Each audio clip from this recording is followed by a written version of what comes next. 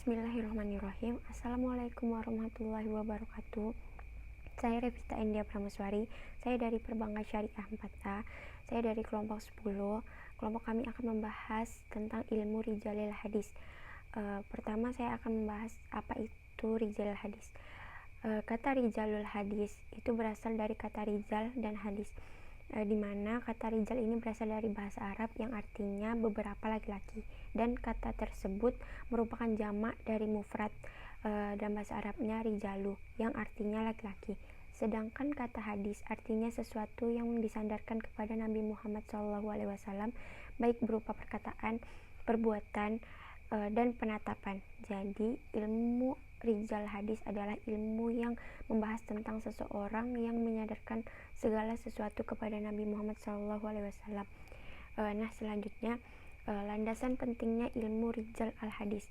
Ilmu Rijal Al-Hadis ini lahir bersama-sama dengan periwayatan hadis dalam Islam dan mengambil porsi khusus untuk mempelajari persoalan-persoalan di sekitar sanad.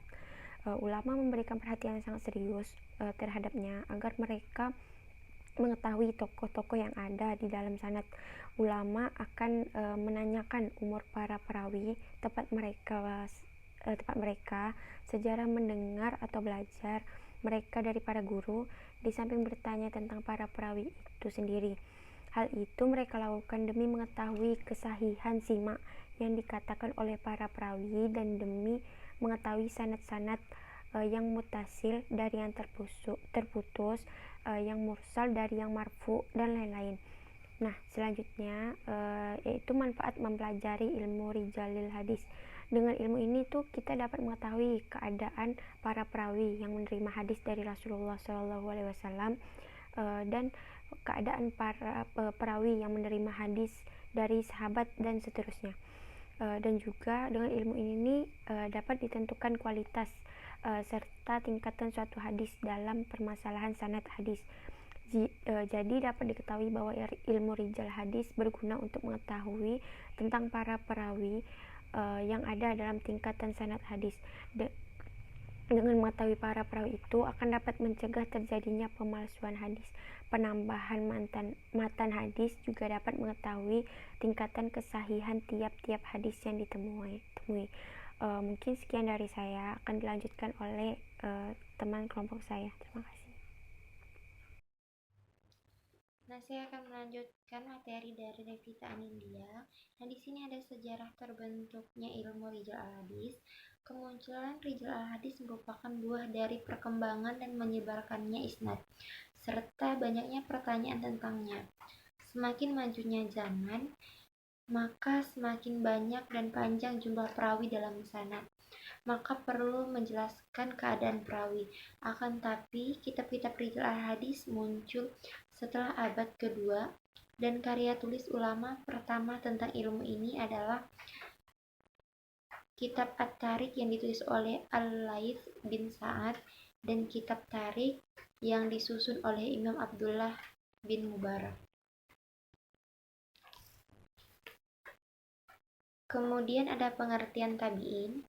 Sebagian ulama berpendapat seseorang tabi'in tidaklah hanya cukup sebatas dengan bertemu, tetapi harus ada penerimaan suatu pelajaran. Ibnu Hibban mensyaratkan bahwa yang dipandang tabi'in ialah orang yang melihat sahabat dalam umur, dapat menerima hadis dan menyampaikannya, yakni sudah mumayyiz. Nah, kemudian dia ada keutamaan tabi'in. Allah memuji tabi'in dalam Al-Quran Surah At-Taubah ayat 100, yang artinya orang-orang yang terdahulu lagi yang pertama-tama masuk Islam dari golongan muhajirin dan ansor, dan orang-orang yang mengikuti mereka dengan baik. Allah ridho kepada mereka dan mereka pun ridho kepada Allah, dan Allah menyediakan bagi mereka surga-surga yang mengalir sungai-sungai dalamnya selama-lamanya. Mereka kekal dalamnya, itulah kemenangan yang besar. Rasulullah juga menyebut kedudukan mereka dalam hadis riwayat Muslim dari Ibnu Mas'ud, bahwa Rasulullah bersabda, yang artinya manusia yang paling baik adalah generasiku, kemudian generasi setelahnya, kemudian generasi setelahnya. Oke, baiklah di sini saya akan melanjutkan pembahasan dari Syarifah Umi yang yaitu tabi'in yang berperan dalam pengumpulan hadis. Di antara para tabi'in yang berperan dalam pengumpulan hadis ialah yang pertama Mekah, Mujahid bin Jabar, Atta bin Rabah, Taus bin Kaisan, dan Ikrimah Maula bin Ibnu Abbas. Yang kedua Kufah, yaitu Arabi bin Qasim, Kamal bin Zaid An-Naskal, Said bin Zubair al-Sadi. Yang ketiga Basrah, yaitu Hasan al-Basri, Muhammad bin Sirin, Ayub as-Syakyatani. Yang keempat yaitu Syam, yaitu Salim bin Abdillah al-Muharabi, Abu Idris al-Qaulani, Abu Sulaiman ad-Darani, dan Umar bin Hanai. Ya, selanjutnya kitab Rijalil Hadis tentang tabi'in dan cara menggunakannya. Yang pertama, tabi'in yang paling utama Madinah, yaitu Sa'id bin Musayan. Yang kedua Kufa, Uwais al-Qarni. Yang ketiga Basrah, Hasan Basri. Habis itu yang kedua tabiat yang paling utama Abu Bakar dan Abu Daud berkata tabi'in wanita yang paling utama adalah yang pertama Hafsah bin Syirin, yang kedua Amrah binti Abdurrahman, yang ketiga Ummu ad-Darda. Habis itu yang ketiga kitab-kitab Rijalul Hadis. Yang pertama Ma'rifatu at-Tabi'in karya Abi Matraf bin Futais al-Andalusia. Yang kedua Syad at-Tabi'in karya Muhammad al-Jayusi.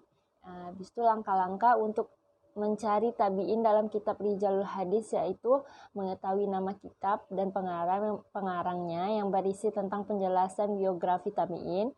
Yang kedua, berfokus pada satu atau dua kitab dalam penelitiannya. Yang ketiga, menentukan nama tabi'in yang akan dicari. Yang keempat, mulai membuka dan melihat daftar isinya. Yang kelima, mulai mencari biografi tabi'in yang kita inginkan. Habis itu tokoh Rijalil al-Hadis dari kalangan tabi'in yaitu Said bin Musayyad, Urwah bin Zubair, Naif al-Adwiyah, Hasan Basri, Muhammad bin Sirin. Pembahasan yang terakhir yaitu kitab Rijalil Hadis tentang sahabat. Cara mengetahui sahabat. Diketahui keadaan seseorang sebagai sahabat secara mutawatir dengan ketenaran meskipun belum sampai batasan mutawatir, riwayat dari seorang sahabat bahwa ia adalah sahabat atau dengan mengabarkan dirinya bahwa dia adalah sahabat. Yang kedua, kitab yang terkenal mengenai sahabat yaitu Tariq as-Syahbah karya Muhammad bin Ismail al-Bukhari. Yang kedua, Al-Isti'ab fi Ma'rifati Ashab karya Abu Umar bin Yusuf bin Abdillah yang terkenal dengan nama Ibnu Abdil Bar al-Qurtubi. Yang ketiga, Tajrid Asma as-Sahabah karya Al-Hafiz Samsyuddin Abi Abdillah Muhammad bin Ahmad Az-Zahabi. Yang terakhir, langkah-langkah untuk mencari sahabat di kitab Rijalul Hadis yaitu mengetahui nama kitab dan pengarangnya yang berisi tentang penjelasan biografi sahabat, berfokus pada satu atau dua kitab dalam penelitiannya. Yang ketiga, menentukan nama sahabat yang akan dicari. Sekian dari kelompok kami. Wassalamualaikum warahmatullahi wabarakatuh.